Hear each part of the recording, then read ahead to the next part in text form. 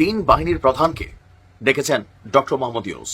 আমি যখন এই নিউজটি রেকর্ড করছি তখন তিন বাহিনীর প্রধানের সাথে ডক্টর ইউনুস তিনি একটা জরুরি বৈঠক করছেন। আওয়ামী লীগ খাদে পড়ে গেছে, এখন এটাকে টেনে তোলা অনেক কঠিন, তবে অসাধ্য নয়। কিন্তু বিগত 9 মাসে আওয়ামী লীগের কোনো প্রগ্রেস নেই। শেখ হাসিনা অ্যাক্টিভ আছেন অনলাইনে, ফেসবুকে তাদের ভেরিফাইড পেজে বক্তৃতা দিচ্ছেন, বিবৃতি দিচ্ছেন, এবং প্রবাসের যে তাদের শাখাগুলো আছে সেগুলোও কম বেশি তৎপর। কিন্তু সফলতা বলতে যা বোঝায় সেটা তেমন কোনো আসেনি, এবং আওয়ামী লীগ অনেকগুলো কর্মসূচিও দিয়েছিল, হরতাল পর্যন্ত দিয়েছিল, এবং সেগুলো সাকসেস হয়। দেশের আইন শৃঙ্খলা পরিস্থিতি নিয়ে রাষ্ট্রীয় অতিথি ভবন যমুনায় উচ্চ পর্যায়ের বৈঠক হয়েছে। 20 মে বৈঠকটি অনুষ্ঠিত হয় এমন তথ্য জানানো হয়েছে প্রধান উপদেষ্টার প্রেস উইং থেকে পাঠানো বিজ্ঞপ্তিতে দাবি করা হয়েছে বৈঠকে সারা দেশের আইন শৃঙ্খলা পরিস্থিতি পর্যালোচনা করা হয়েছে। প্রশ্ন হলো, দেশের আইন শৃঙ্খলা সংক্রান্ত উপদেষ্টা পরিষদ কমিটি আছে, আবার আছে নিরাপত্তা সংক্রান্ত জাতীয় কমিটি। দুটো কমিটি খুব হাই প্রোফাইল কমিটি। সেসব কমিটিকে বাদ দিয়ে শুধু 3 উপদেষ্টা আর 3 বাহিনীর প্রধান সহ কিছু কর্মকর্তার সাথে আইন শৃঙ্খলা পরিস্থিতির পর্যালোচনা বৈঠক কেন? প্রিয় দর্শক, একটা প্রশ্ন দিয়ে আলোচনাটা শুরু করি। সারা পৃথিবীর কথা বাদ দিলাম, এই বাংলাদেশে যে কবার সামরিক অভ্যুত্থান হয়েছে, সামরিক কু হয়েছে, কিংবা সামরিক বাহিনী ক্ষমতা নিয়েছে, তার কোনোবারই কি সাধারণ সামরিক কর্মকর্তাদের সঙ্গে বৈঠকে বসে আলোচনার মাধ্যমে এই ধরনের কোনো সিদ্ধান্ত নেওয়া হয়েছে? ডক্টর ইউনূস সরকারের 9.5 মাস পেরিয়ে যাওয়ার পর মনে হয় রাগ ঢাকার খুব না করাই ভালো এই সরকারের উদ্দেশ্য এবং কর্মকাণ্ড নিয়ে। আসসালামু আলাইকুম এভরিওয়ান, কি অবস্থা সবার? আশা করছি সবাই ভালো এবং সুস্থ আছেন। প্রতিদিনের মতো আমি ফারুকি ইউটিউব চ্যানেলের পক্ষ থেকে সোয়াইব আপনাদের সাথে আছি। আপনারা ইতিমধ্যে ভিডিওর কিছু টাইটেল এবং থাম্বনেল এবং কিছু অংশবিশেষ দেখে জানতে পেরে গিয়েছেন ভিডিওটা কতটুকু গুরুত্বপূর্ণ হতে যাচ্ছে। আপনারা সম্পূর্ণ পুরো ভিডিওটি দেখলে বুঝতে পারবেন ভিডিওটা আরও কতটা তথ্যবহুল এবং গুরুত্বপূর্ণ।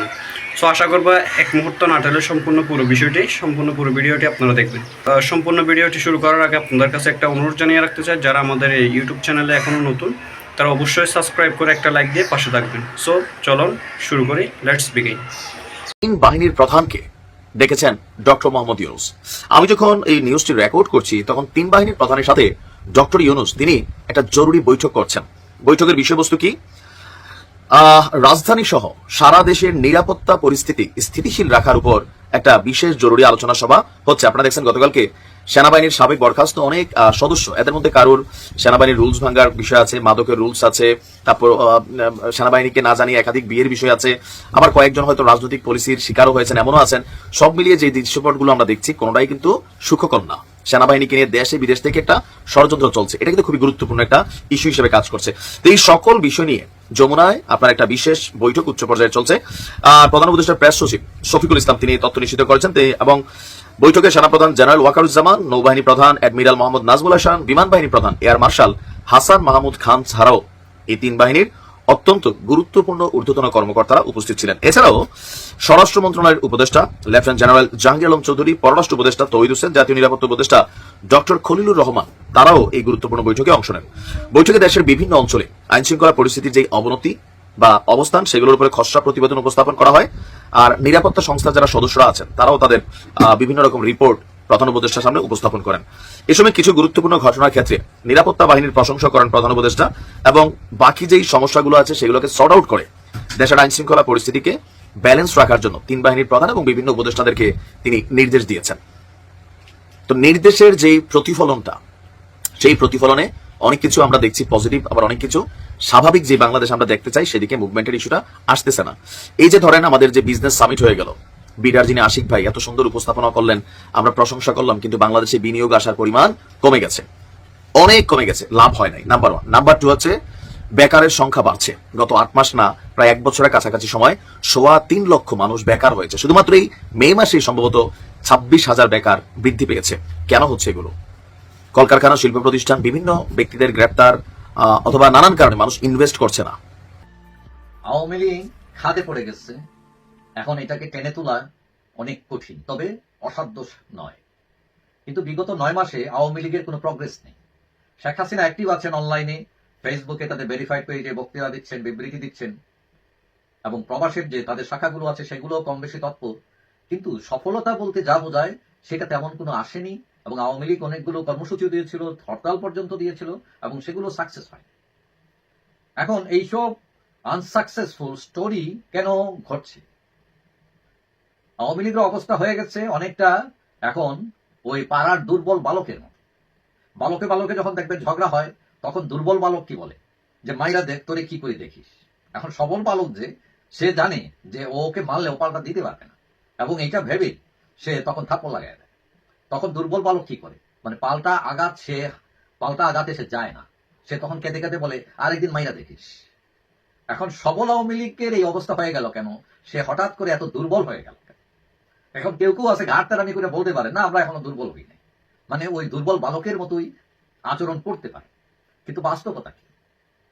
বাস্তবতা হচ্ছে যে আওয়ামী লীগের এই দুর্বল হওয়ার পেছনের কারণ কি, এইটা আগে বের করেন, অর্থাৎ ডায়াগনোসিস করেন। এটা হচ্ছে প্রথম করণীয়, কারণ রোগ নির্ণয় করলে না আপনি ওষুধ দিবেন। এখন আওয়ামী লীগ বিশাল দল, দেশে ব্যাপক উন্নয়ন করেছে, এটা কেউ স্বীকার না করলে এটা সত্য। এবং আওয়ামী লীগের বিশাল এই কর্মবাহিনী, সেখানে যে তৃণমূল পর্যায়ের নেতাকর্মী আছেন, এখানে কোনো সমস্যা নাই, মিড লেভেলে কোনো সমস্যা নাই। আওয়ামী লীগের মূল সমস্যা কোথায়? সমস্যা হচ্ছে নেতৃত্বে। তো এই নেতৃত্বে যারা আছেন সারা বাংলাদেশ যদি আপনি হিসাব করেন, বড়জোর 25,000 লোক যারা অন্যায়কারী, যাদের কারণে আওয়ামী লীগের 5 কোটি সমর্থক এখন ভিকটিম হয়ে আছে, শুধু ওই 25,000-এর অপকর্মের কারণে। আওয়ামী লীগের দ্বিতীয় কাজ হচ্ছে ওই 25,000-কে মাইনাস করা, কারণ এই 25,000 না থাকলে আওয়ামী লীগের কিছুই যায় আসবে না, এরা হচ্ছে আগাছা। এবং তৃতীয় কাজ হচ্ছে শেখ পরিবারকে সম্পদ না ভাবা, এটাকে দায় ভাবা। কেন ভাবা? আপনারা দেখেন, এই যে 9 মাস হয়ে গেল আওয়ামী লীগের এই করুণ অবস্থা, এই অবস্থার মধ্যে শেখ হাসিনা ছাড়া শেখ পরিবারের একজন লোককে দেখেছেন যে অন্তত একটি কথা বলছে, এই বিপদে একটা আশা দিয়েছে, 2টা টাকা দিয়ে একটা কর্মীকে সাহায্য করেছে, পাশে দাঁড়িয়েছে? দেখেন না, বরং লুটপাট করে হাজার হাজার কোটি টাকা মালিক হয়ে সিঙ্গাপুরে, কেউ ভারতে, বিভিন্ন জায়গায় আরামায়েশে জীবনযাপন করছে। অর্থাৎ তাদের একটা কথাও বলছেন না, মানে ওই তারা এখন মারাইয়া থাকা আমার কি, ব্যাপারটা এরকম। চতুর্থ কাজ হলো আওয়ামী লীগের একটা ফান্ড তৈরি করা, মানে কোনো কিছু করতে তো টাকা লাগে। এখন আওয়ামী লীগের অনেকেই নেতাকর্মীরা অনেক টাকা পয়সা বানিয়েছেন, এখন দলের নেতাকর্মী যাদের বিপন্ন অবস্থায় আছেন, তাদের আইনি সহায়তা নাই, বিভিন্ন কিছু করতে টাকা লাগে, এবং এই 9 মাসে এই ফান্ডটা তৈরি করতে পারেনি আওয়ামী লীগ। পঞ্চমত, আপনি রাজনীতিতে ভুলকে ভুল বলা, আপনি গারোয়ানি দিয়ে রাজনীতি করতে পারবেন না। এটা 80-র দশক না, 90-র দশক না, এই 21শ শতাব্দীতে যেখানে স্মার্টফোনের যুগ, আপনার কোথায় কোন গ্রামে কি ঘটছে সেটা ওই নিউ ইয়র্ক, লন্ডনে বসে মানুষ টিভি দেখে ফেলতে পারে, আর আপনি লুকানোর চেষ্টা করবেন, শাক দিয়ে মাছ ঢাকার চেষ্টা করবেন, বলবেন না ইলেকশন ফেয়ার হয়েছে, 11টা সিট দিয়ে নিজেরা সব নিয়ে বললেন না, ইলেকশনে কোনো সমস্যা হয় নাই। এগুলো তো মানুষ মানবে না। কথা হলে ভুলকে ভুল বলতে হবে। আমাদের দেশের মানুষ কিন্তু সহজ সরল অনেকটা, তারা আবার ভুলকে ভুল বললে তারা সহজে নিয়ে নেয়, ওটা একটা বাধ্য উপায়, এবং এটা থেকে শিক্ষা নিয়ে দাঁড়ানো দরকার। এখন আপনি ঘাড়ুয়ামি করে যদি রাজনীতি করতে চান, গায়ের জোরে রাজনীতি করতে চান, এটা তো হবে না। মানে গায়ের জোরে কি করা যায়? আপনি কুস্তি করতে পারবেন, রেসলিং করতে পারবেন, তো এখন রাজনীতি তো রেসলিং না, রাজনীতি হচ্ছে একটা বিজ্ঞান, পলিটিক্যাল সায়েন্স, যেটা যুক্তির উপর প্রতিষ্ঠিত। আপনি যুক্তিতে আসতে হবে। ষষ্ঠত, নেতৃত্বে এমন কাউকে আওয়ামী লীগকে আনতে হবে যিনি সরকার এবং বিরোধী পক্ষের সাথে দেন দরবার করার সক্ষমতা রাখেন। এখন আপনি বলতে পারেন এরকম লোক আছে না, কে আছে? বুড়ি বুড়ি লোক আছে, এবং সেটা আওয়ামী লীগকে খুঁজে বের করতে হবে। এবং সপ্তম হলো যে সৎ, ত্যাগী, মেধাবীদের মূল্যায়ন করা, কারণ আওয়ামী লীগের ভেতরে নেতৃত্বের উপর নাখুশ আছে অনেক মানুষ।